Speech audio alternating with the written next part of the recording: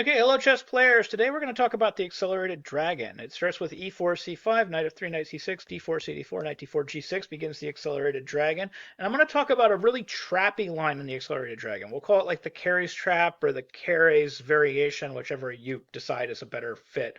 But I'm naming it after him because that's the first game I found where this was played. It was Paul Keres versus Bent Larsen, played back in 1964. Anyways, that game continued knight c3, and then we had bishop g7, and then we had bishop e3, and then we had the move knight to f6. Anyways, if you like content like this and want to see more of it, please hit that subscribe button and click your notification icon. So the main line here is bishop c4.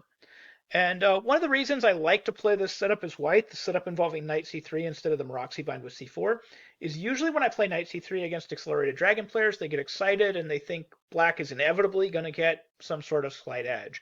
And a lot of it just has to do with the way that accelerated dragon content is put out there and the way the books are written. A lot of the moves that white plays are given as like mistakes in the books, even though the positions are still objectively equal. And really, there's nothing special going on. So I like to get my opponent to make a mistake because they think that they have an advantage when they really don't. And it's amazing how often and how consistently it happens. As a matter of fact, like when I play against the Accelerated Dragon online, like my score is really high. It's so insanely high that when I see it, I think to myself, "Oh, I'm gonna get a free game." And I don't even have to play chess because so. One of the moves that I play here is instead of playing this move bishop to c4, which is by far and away the main line, and there's nothing wrong with it. It's just that when I play bishop c4, most of the people I play against online are going to play queen a5, and they're going to force me to castle kingside. And of course, that's not why I played knight c3 in the first place. I didn't play knight c3 so I could castle kingside and then, play a game of chess like this, even though it's possible to do this, and it's supposed to be fine. These positions are still supposed to be slight edge white. I played knight c3 because I want to play something similar to the Yugoslav attack, and of course I can't do that if I have to castle kingside. So I've kind of invented a different way to play this position. I play f3. Now the reason I really love this move is most books give this move as a mistake. They have like f3 question mark, and then they give a very simple line and they say it's slight edge black. They just give the line castles kingside, and it is really important to note like black can't play d5 right away because bishop b5 wins a pawn. So that's the other thing about f3 is bishop c4 wasn't obligatory. Like you don't have to stop d5 right away. They have to castle first. They don't have time to play d5 immediately. So f3 is what I like to play, and then the line that all the books give is, of course, castles. Other moves don't work. For example, queen b6, knight f5. You're actually just winning material here. After queen b4 checks c3, everything is held. Bishop h6, you're just up a whole piece. So, queen a3 would be worse, c5, and you can trap the queen. So queen b6 is no good, and of course its sister move queen a5 is also a little laughable. The queen can get trapped on the b4 square as well. So developing your queen and these early queen sorties aren't that great. But the idea for black is eventually to play queen b6. It's just after castles. And now here, again, I don't know why all of the books get so excited when they see f3. It's still perfectly reasonable for white to play knight b3 here and just mechanically prevent black from playing d5. Actually, black plays this variation against white in the English one tempo reversed. So white's basically playing one tempo up of this other line, and it's fine. Like white should have a slight edge here. There's nothing special. You can't play d5 here. You can't just lose a pawn, and there's nothing wrong with white's position. So knight b3 is also fine here. So stop getting so excited. Books and videos that are telling people that the accelerated dragon is basically winning. But knight b3 is fine. But I like to just play the move bishop c4 here, and that's because most books going all the way back to like the 90s, early 2000s, and probably even the opening books back then, even a lot of the ECOs back then would give queen b6 and they'd give it an exclamation point, and they would say, well, slight edge black. And the game they usually cited was actually a pretty high level game. It was a Bobby Fischer game, which continued with bishop b3, knight takes e4, knight d5, queen a5, pawn to c3, and then knight c5. And that game actually ended in a draw. And Fischer was playing the white pieces here, and by no means does white have any advantage whatsoever. The position, but objectively, the position is equal. It's not slight edge black. It's objectively equal. White's going to play knight c6, followed by knight e7, knight c8, and then this king is going to go to f2. And okay, black is castled, white isn't, but black's gonna end up with slightly weaker dark squares at the end of everything too. So it does level out, and it's equal, nothing special, and the game should have ended in a draw, and it did. So You don't need to get too overexcited about this, but certainly black equalizes very easily in this line. The other reason I think this is a little silly is bishop b3 is not an obligatory move. You can play pawn to a3 here. This is the Paul Keres idea. This is what Paul Keres played against Larson back in 1964. So this idea goes way, way, way, way back. It's a cute idea. One of the things that A3 does is it prevents all the normal tactical replies that black thinks he's entitled to. So like normally black wants to play something like knight takes e4 or queen b2. Both are refuted here. So, simply put, if queen b2, knight a4 traps the queen has no way out, you're going to lose your queen, that's game over. Knight takes e4 runs into similar issues. Knight takes e4, we're going to have knight d5 attacking the queen.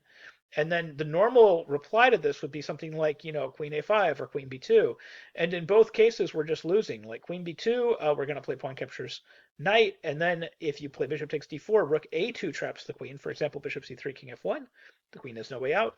So you could take that knight with the knight, obviously, and then rook a2, knight c2, queen c2, queen back to e5, bishop f4. Queen e5, queen d3 is major advantage white according to the engine, but also just look at the board. White's up a piece. White has attacking chances. Uh, Black has no development. Obviously, white has an advantage here. And actually, if black exchanges queens in this position, like queen c2 and then rook c2, that's almost worse because there is actually a threat of knight to c7 followed by bishop a7 trapping the rook. And black doesn't really activate his position fast enough to stop it. So like the natural move is to play something like e6, but it just immediately falls to knight c7, rook b8, bishop a7, and I guess just resigns. So queen c2, rook c2 isn't everything it's cracked up to be either. Black sort of is obligated to bring his queen back to e5 and at least try to cover the dark squares. But anyways, this is all just completely losing, like knight takes e4 or queen b2. Another line that people try in knight takes e4, and just one that I want to mention simply because I've played against it so often, is knight takes e4, knight d5, and then here queen c5. So I do just want to touch on this line because people do try this thinking that this is the solution to knight takes e4. Now here you're going to play knight to c6. And of course, you can't play queen takes c6 because we play knight takes e7, forking king and queen. I'll just put that on the board for those of you that don't see it. Knight takes e7, and then we win the queen and win the game. So a lot of ways to lose your queen in this variation. So most people see that, and they also see that the knight is protecting the bishop back on e3, so they see that queen takes e3 is not possible.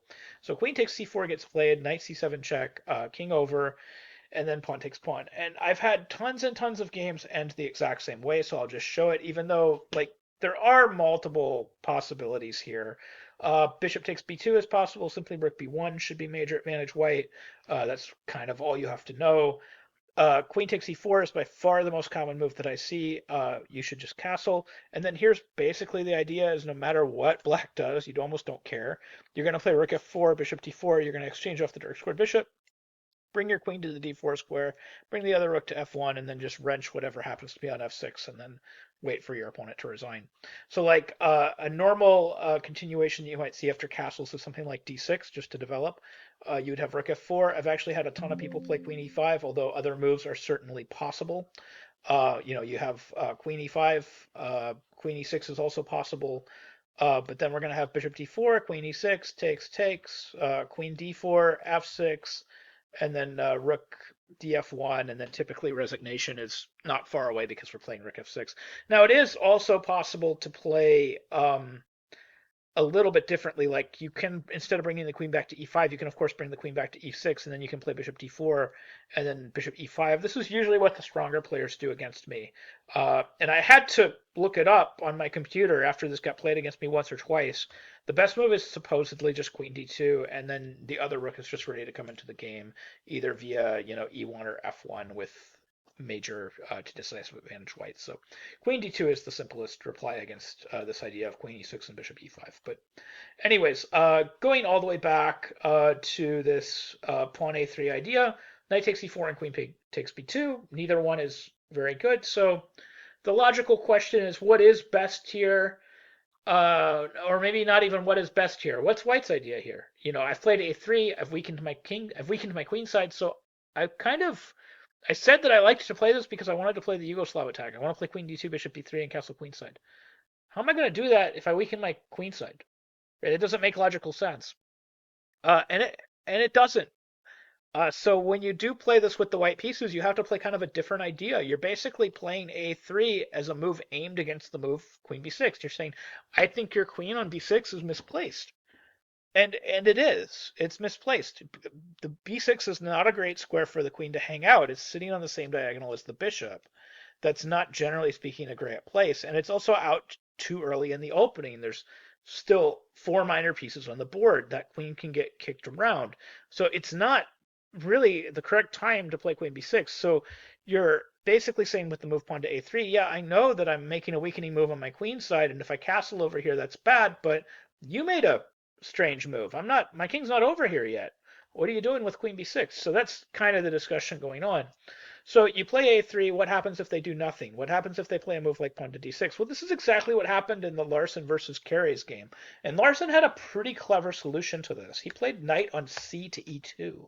And I fell in love with this move. I thought this move was a brilliant idea. He offers up the pawn on b2 again, which is again a trap. Like, for example, if queen takes b2, bishop b3, and the queen is trapped, it's trapped to the idea of rook a2. But what else can, black do other than this? Well, of course, black could continue to do nothing. Well, if black continues to do nothing, eventually we can just play bishop a2, we can castle kingside, and we can play c4 and b4 in some order. And we can get essentially a Maroczy bind in the middle of the board, and at no point are any of these tactical ideas involving queen b2 any good, because we still have this move bishop b3, which would trap the queen. So his idea is to basically play a Maroczy bind delayed, and if you do play Maroczy bind delayed and you start expanding on the queen side, it actually makes a lot of sense to expand on the queen side when your opponent has placed his queen in a place that's not very great for that. So you're going to be expanding on the queen side with your pawns, and his queen's going to be sitting right there. He's basically going to have to move his queen straight back. And white hasn't wasted any tempo in this opening. A3 and b4 and knight on c to e2, even though they look strange, they're not wasted moves. They are making small improvements in the position for white. So that was Keres' idea with knight on c to e2. His game against Larson continued queen a5, c3, knight e5, bishop a2, queen a6, castles, and his idea is still to play c4, but of course Larson has that under wraps for the time being, which is why Larson is also a grandmaster. So we have bishop d7, a4, knight c4 got played, bishop c4, queen c4, b3, queen c7, knight b5, queen b8, and then pawn to c4, and Keres eventually gets the idea of playing pawn to c4 in, and he has his delayed Maroczy bind. The game did end in a draw. This was Keres versus Larson, played back in 1964. So that's essentially the idea if they do nothing. So then the final question is, what do we do if they play the absolute best move? Now, I will point out there are a lot of moves here that you need to be prepared for. They can play queen c5, they can play knight g4. All of these moves are possible, and you have to have preparation against all of them. And actually, to do all the theory on this line, I really need more than one video. I can't just do it all in one video. But what if they just play the absolute best move here, which is something like pawn to e6? Well, my old computer thought that the move pawn to e6 could be met with the move knight to a5. And it's really trappy, so maybe you can still do this. But modern engines don't like it. The idea is queen a5 check. I was going to play b4. And of course, if queen takes a4, I'm trapping that queen with bishop to b5. And on just about any queen retreat, actually, white's doing pretty good. White gets access to the dark squares and everything is fine. It turns out queen e5 holds absolutely everything together for black, and these positions might even be just slight edge black, as it turns out. So knight a4, maybe not the way to go here. So after e6, we need to do something else. So e6, what is the best idea? The best idea, according to the engines that I'm using right now, is to castle. And this actually makes a ton of sense. We're not going to prevent the move pawn to d5, but here's the thought. Is after d5, we're going to play the move bishop to b3, and now we have two threats. We have the threat of taking on d5, but we also have the threat of knight f5, still taking advantage of the queen on b6. One of the things to keep in mind in this position is you're not actually bothered even by the prospect of losing a pawn. Like if you lost a pawn, or if d captures e4, fe4, where you're not actually losing a pawn in that case, the pawns are the same. Even if you lost a pawn, you're not bothered by it because if you can weaken these dark squares with knight f5, knight g7, and then you can open the f file, that's huge. So you should have a slight edge in that position just for having the open F file. So a sample line that I came up with the computer was something like knight h5 and then say knight on c to e2. And now if they take the pawn, pawn takes pawn, we would have knight f5, queen c7, knight g7, king g7, f takes e4. And white should actually have an advantage here. An example would be rook d8, queen e1, b6, bishop g5, rook d7, knight c3 is major advantage white according to the engine. Basically, there's problems on the dark squares. Both the queen and bishop can get to these dark squares. Very difficult to defend at the position. So what's another line that could be played here? Well, I actually have a game that continued after knight on c to e2. I have a game here that continued e5. This is Goresko versus Gianos, played back in 1998. After e5, the game continued again, knight f5, and then we had d4. We had knight g7, bishop f2, and the position was unclear, but needless to say, white's doing pretty good. White has the two bishops, and again, black has weaknesses on the dark squares that white can try to exploit. So even against best play, it appears like if you just meet e6 with this move, castles kingside, it appears everything should be fine. You're not going to be worse than equal for sure, but probably these positions are all slight edge white. As a matter of fact, playing the Keres variation beginning with pawn to e3, no matter what the initial computer assessment is, or no matter what the books give in this position, as far as I can tell, when I go deeper and deeper into these positions with the engines, these positions are at least equal, if not slight edge white. So you can play this move guilt-free, and it's very, very trappy. You're going to win a lot of really quick games if you play this idea. Anyways, I hope you found this video interesting. I hope you learned something new about chess, and I hope you can use some of these ideas in your own games. Thank you very much for watching.